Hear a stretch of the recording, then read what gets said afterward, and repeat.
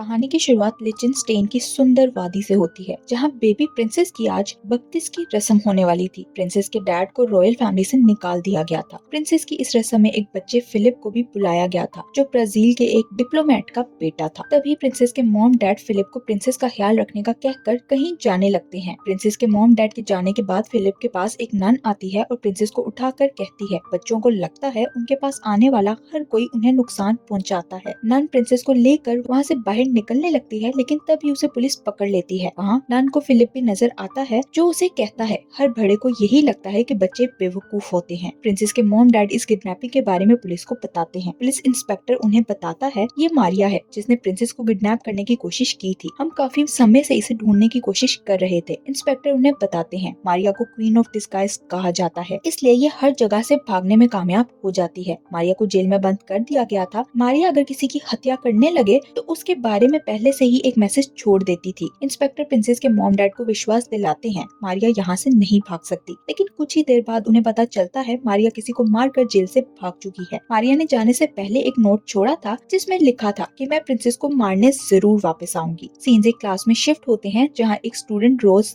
Class में princess की ये स्टोरी सुना रही थी। स्टोरी के बीच में रोज अपनी टीचर को बताती है, मैं काफी सालों से ये कहानी सुन रही हूँ, क्योंकि मेरे मॉम डैड के पास इस स्टोरी से रिलेटेड फोटोज भी मौजूद हैं। तभी रोज की दोस्त क्लारा कहती है, रोज के तीनों डैड्स को ये स्टोरी बहुत पसंद है। उसकी बात सुनकर टीचर हैरान हो जाती है, क्योंकि टीचर यहाँ पर कुछ दिन पहले ही आई थी। रोज टीचर को बताती है, जब मैं छोटी थी उस वक्त मुझे 3 भाइयों ने अडॉप्ट कर लिया था और वो तीनों भाई ही मेरे डैड हैं। रोज कहानी जारी करते हुए स्टूडेंट से कहती है, उस इंसिडेंट के 3 साल बाद मारिया ने एक बार फिर से प्रिंसेस पर हमला किया और उसे एक जहरीला पल्प खिलाकर मारने की कोशिश की। क्लास खत्म होती है तो रोज क्लारा से बातें करते हुए बाहर निकलती है। क्लारा रोज से कहती है, कल तुम्हारा 16वां जन्मदिन है, जिस पर रोज को गुस्सा आता है, क्योंकि रोज जानती थी वो चाहते हुए भी स्कूल की कैद से बाहर नहीं निकल सकती। रोज के 3 डैड उस पर नजर रखते थे कि वो कहाँ आती जाती है और सारा दिन क्या क्या करती है। इसके अलावा स्कूल में मौजूद नन्स भी उस पर नजर रखती थी और उसके डैड्स को मिनट मिनट की खबर देती थी। अगली सुबह क्लारा रोज को बर्थडे केक और गिफ्ट के साथ सरप्राइज देती है। क्लारा रोज से रात को बाहर चलने का कहती है, जिस पर रोज कहती है, अगर मेरे डैड्स को इस बारे में पता चला तो उन्हें हार्ट अटैक आ जाएगा। जिस पर क्लारा कहती है, मैं एक प्लान बनाती हूँ, हम उन्हें बताएंगे आज रात स्कूल में पार्टी है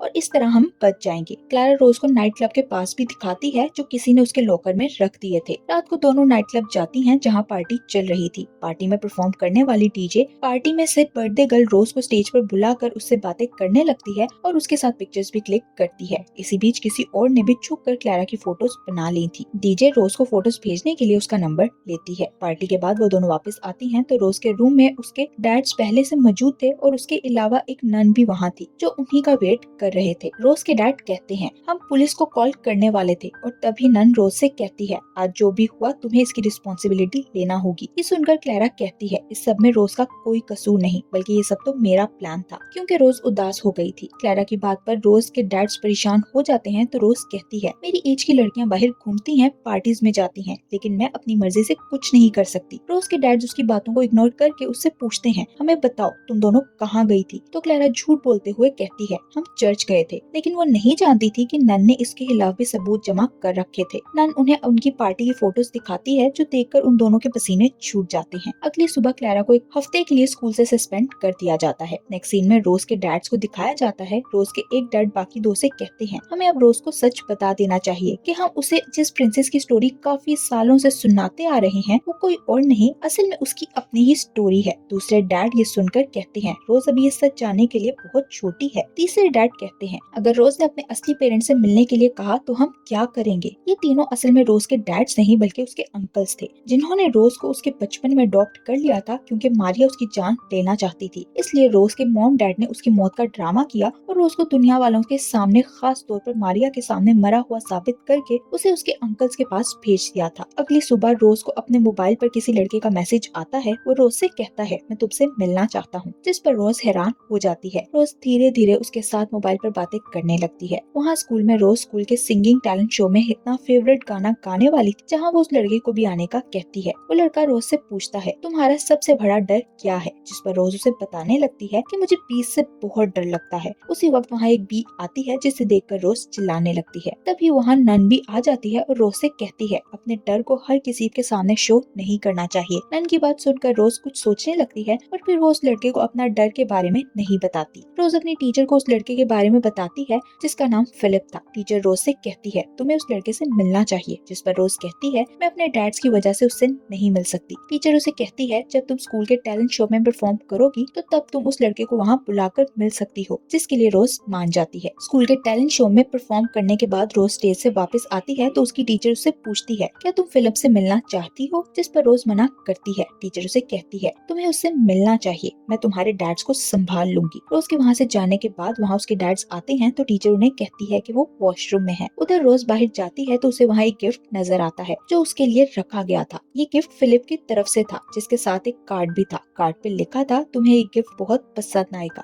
रोज ये देखकर बहुत खुश होती है और जैसे ही रोज गिफ्ट खोलती है तो उसमें से बहुत सारी बीज निकलती हैं। ये देखते ही रोज चिल्लाने लगती है, लेकिन बीज उस पर हमला कर चुकी थी। रोज चिल्लाते चिल्लाते गिरकर बेहोश हो जाती है और तभी वहाँ फिलिप आता है। 10 दिन बाद का सीन दिखाया जाता है जब रोज को होश आता है तो वो अपने मॉम डैड के घर में थी। वो 10 दिन कोमा में रही थी। होश में आने के बाद रोज हैरान होती है कि वो कहाँ है, क्योंकि उसके पास उसके डैड्स के अलावा एक औरत और आदमी भी थे जो उसके असल मॉम डैड थे। रोज के डैड्स उसे बताते हैं तुम लिचनस्टेन में हो, जहाँ तुम्हें एयर एम्बुलेंस के जरिए लाया गया है। वो रोज को बताते हैं हम तुम्हारे डैड्स नहीं बल्कि तुम्हारे अंकल्स हैं, यानी तुम्हारी मॉम के भाई हैं। मॉम का सुनकर रोज शॉक हो जाती है। रोज के मॉम डैड उसे समझाने की कोशिश करते हैं और उसे फिर से प्रिंसेस की स्टोरी सुनाने की कोशिश करते हैं। रोज कहती है मैंने ये कहानी बहुत बार सुनी है, लेकिन मैं नहीं जानती थी कि ये किसी और की नहीं बल्कि मेरी अपनी स्टोरी है। रोज के डैड उसे कहते हैं हम सब तुमसे प्यार करते हैं, इसलिए हमने तुम्हारे साथ वो किया। जिस पर रोज कहती है आप लोगों ने मुझसे प्यार नहीं किया बल्कि सिर्फ मुझसे झूठ बोला। अगले दिन रोज की मॉम उसे कुछ लेटर्स देती हैं जो उन्होंने रोज की बर्थडे पर उसके लिए लिखे थे। रोज अपनी मॉम के लेटर्स देखकर कोई भी रिस्पॉन्स नहीं देती। वो घर से बाहर जाने लगती है तो उसके डैड्स उसे कहते हैं हमने तुम्हारे मोबाइल में से तुम्हारे और फिलिप्स के मैसेज पढ़ लिए हैं और हमें शक है तुम्हें वो बीज वाला गिफ्ट देने वाला भी फिलिप ही था। रोज कहती है वो इस बारे में नहीं जानता था। यहाँ फ्लैशबैक दिखाया जाता है जिसमें रोज पर जब बीज ने हमला किया था तो उसके बेहोश होने के बाद फिलिप रोज के पास आया था और उसे किस करने की कोशिश कर रहा था। तभी वहाँ रोज के डैड्स पहुँच जाते हैं। एक डैड ने उसे पकड़ भी लिया, लेकिन फिलिप भागने में कामयाब हो गया था। प्रेजेंट में रोज के डैड्स उसे कहते हैं हमें शक है फिलिप ने मारिया के साथ मिलकर तुम्हारे साथ वो सब किया, लेकिन रोज उनकी बात पर विश्वास नहीं करती। उधर फिलिप को पुलिस इंस्पेक्टर इन्वेस्टिगेशन के लिए बुलाता है। इंस्पेक्टर फिलिप से उसका और रोज के बारे में पूछता है तुम दोनों एक दूसरे को कैसे मिले, जिस पर फिलिप बताता है रोज जब 2 साल की थी तब मैं उसे पहली बार मिला था। यहाँ हमें पता चलता है ये वही फिलिप है जिसने पहली बार रोज को मारिया से बचाया था। फिलिप को फ्लैशबैक याद आता है जिसमें फिलिप रोज के साथ उसके घर में खेल रहा था और रोज के हाथ में एक पल्प था। ये वही जहरीला पल्प था जो मारिया ने रोज को खाने के लिए दिया था। ये पल्प खाते ही रोज बेहोश हो जाती है और एक बार फिर रोज को फिलिप ही बचाता है। फिलिप रोज के मॉम डैड को बुलाकर लाता है। वो लोग एक प्लान बनाते हैं और रोज को दुनिया के सामने मरा हुआ दिखाने के लिए उसका फ्यूनरल भी करवाते हैं ताकि मारिया को विश्वास हो जाए कि रोज मर चुकी है और वो रोज का पीछा छोड़ दे। उस वक्त फिलिप इतना छोटा था कि ये सब नहीं समझ सका था, इसलिए उसे भी विश्वास हो गया कि रोज मर चुकी है। कुछ सालों बाद का सीन दिखाया जाता है जिसमें रोज की मॉम फिलिप से मिलती हैं और उसे बताती हैं कि रोज जिंदा है। ये सुनकर फिलिप हैरान हो जाता है। रोज की मॉम उसे ये सब बता देती हैं और उससे कहती हैं तुम रोज के पीछे नहीं जाओगे क्योंकि उसकी लाइफ खतरे में है। कुछ छुप कर उन दोनों की बातें सुन रहा था जो और कोई नहीं मारिया का ही जासूस था, जिसके बारे में फिलिप को पता चल जाता है। प्रेजेंट में फिलिप ये सब इंस्पेक्टर को बता देता है। वो कहता है मारिया ये सब करके मुझ पर डालना चाहती थी। फिलिप इंस्पेक्टर को बताता है कैसे मैं रोज को ढूंढते हुए उसके स्कूल तक गया और उसकी टीचर से मिलकर उन्हें बताया कि मैं यहाँ पढ़ने वाली रोज से प्यार करता हूँ। फिलिप ने ही टीचर के जरिए क्लैरा के लॉकर में नाइट क्लब पार्टी के पासेस रखे थे। पार्टी में डीजे का रोज को स्टेज पर बुलाकर उसके साथ फोटोज लेना और उसका नंबर लेना असल में फिलिप का ही प्लान था ताकि वो रोज से कांटेक्ट कर सके। इंस्पेक्टर उससे पूछता है तुम उस रात टैलेंट शो में क्यों गए थे? तो फिलिप बताता है मुझे रोज ने वहाँ आने के लिए कहा था। फिलिप बताता है उस रात मुझे रोज की टीचर ने ही बाहर भेजा था ताकि मैं रोज से मिल सकूं, लेकिन जब मैं बाहर गया तो रोज पर 20 हमला कर चुकी थी। मैंने रोज के पास जाकर उसके मुंह पे मुंह रखकर उसे सांस दिलाने की कोशिश की और तभी वहाँ नन भी पहुँच गई। नन के पीछे ही रोज की टीचर भी वहाँ पहुँच जाती है और नन के सर पर वार करके उसे बेहोश कर देती है। वो फिलिप से कहती है इस सब के पीछे मैं थी जिसने ये सब प्लान